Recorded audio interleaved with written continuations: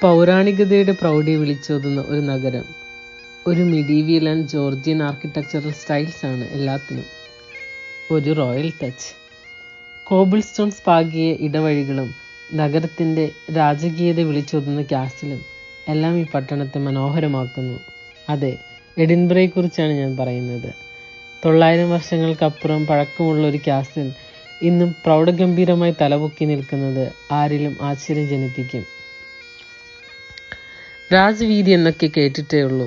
അതെ, പണ്ട് രാജാക്കന്മാർ സഞ്ചരിച്ച പല യുദ്ധങ്ങൾക്കും കാഹളങ്ങളാൽ അടിച്ച വീതി.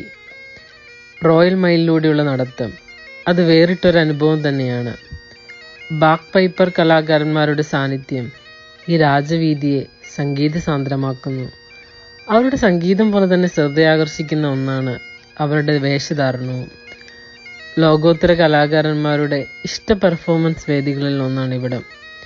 ലൈവ് കോമിക് ഷോകളും ബേർഡ് ഷോയും വിൻറ്റേജ് ആൻഡ് ഡിസൈനർ ഷോപ്പും എല്ലാം എൻജോയ് ചെയ്ത് ഞങ്ങൾ മുന്നോട്ട് നടന്നു.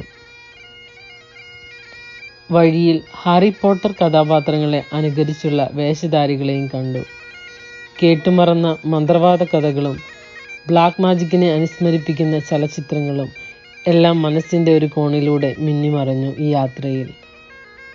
സപ്തവർണ്ണങ്ങളിൽ സുന്ദരിയായി നിൽക്കുന്ന പ്രിൻസസ് സ്ട്രീറ്റിലെ ബിൽഡിങ്സും സെൻറ് ജൈൽസ് കത്തീഡ്രലും എല്ലാം താണ്ടി നമ്മൾ മുന്നോട്ട് നടന്നു.